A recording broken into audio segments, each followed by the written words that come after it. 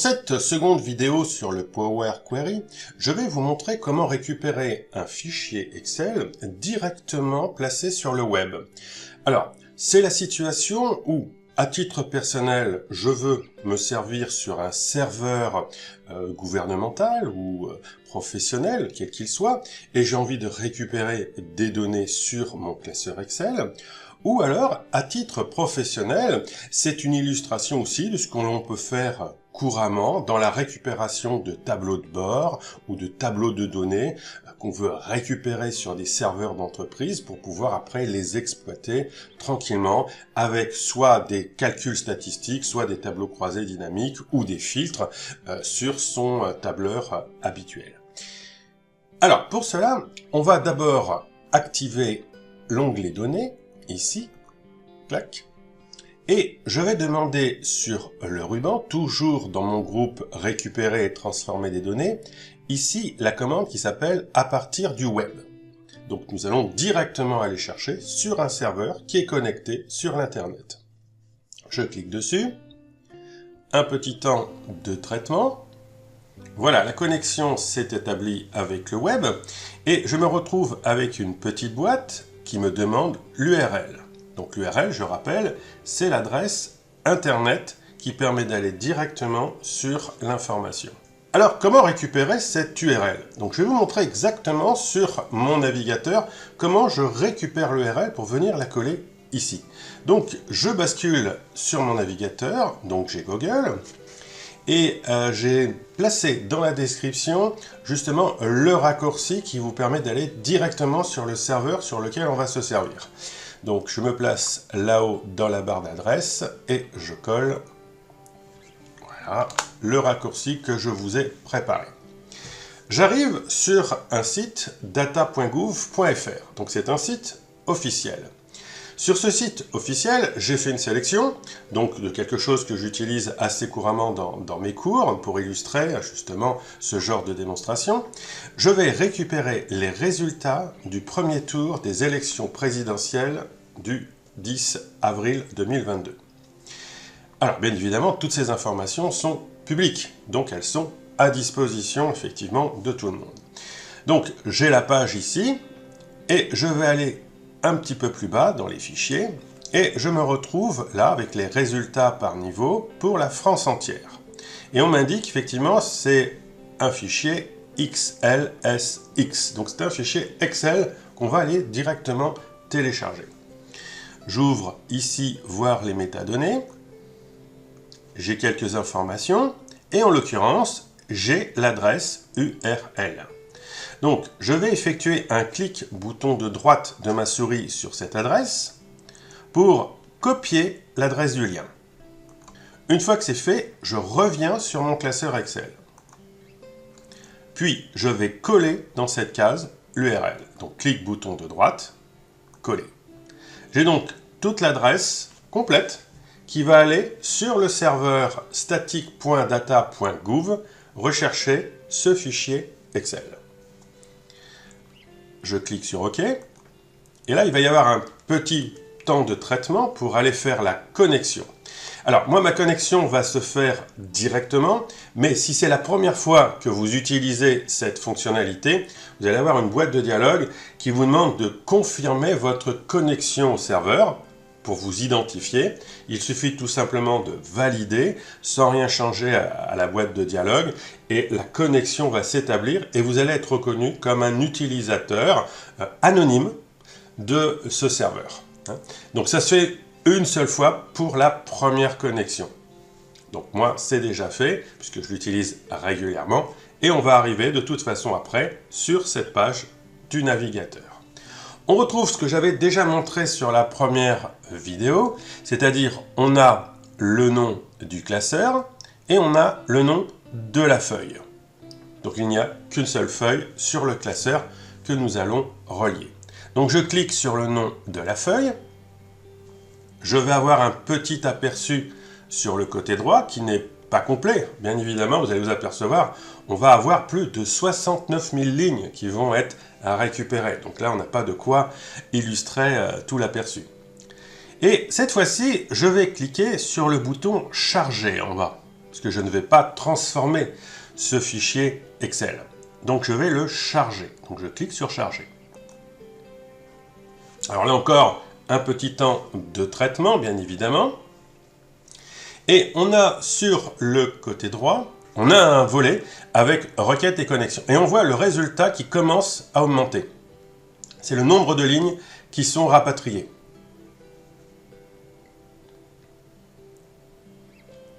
Voilà, 69 682 lignes. Et on a également à côté le nombre d'erreurs. Alors ça, c'est génial. C'est pour ça que je voulais vous montrer aussi cette manipulation. C'est-à-dire que quand on attaque comme ça sur un fichier extérieur, pour avoir une connexion et récupérer des données, il peut y avoir aussi des erreurs de traitement. Donc, il va vous donner dans la requête à la fois les lignes chargées et le nombre d'erreurs qu'il a détectées.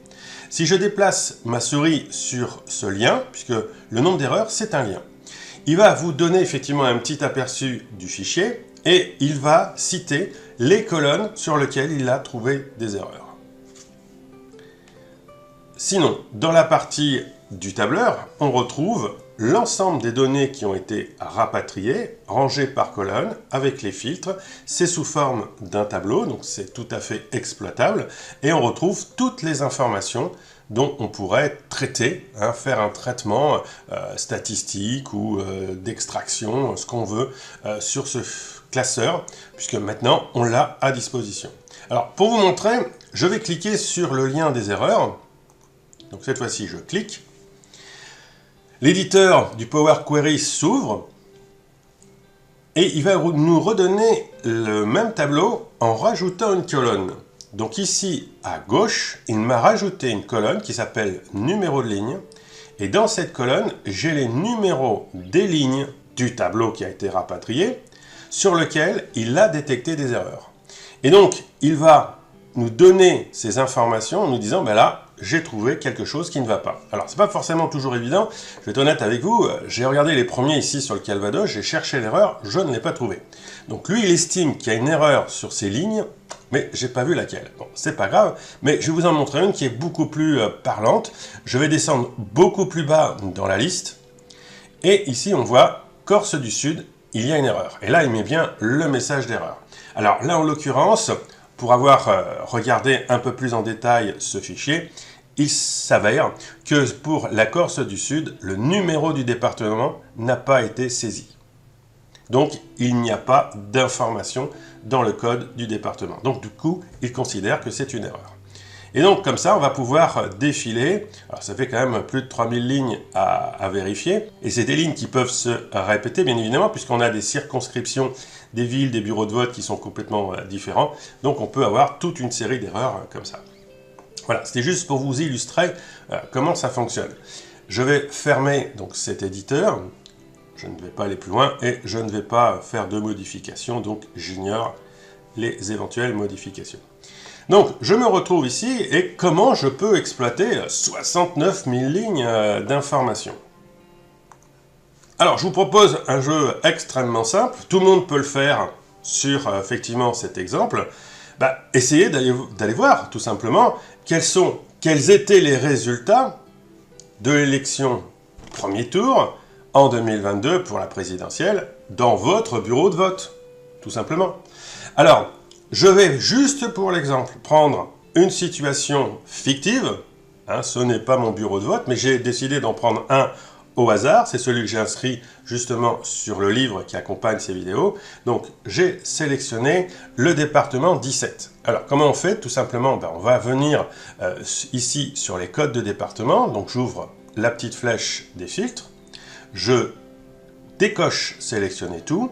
Je vais descendre sur 17, donc pour sélectionner le département 17, qui est la Charente-Maritime.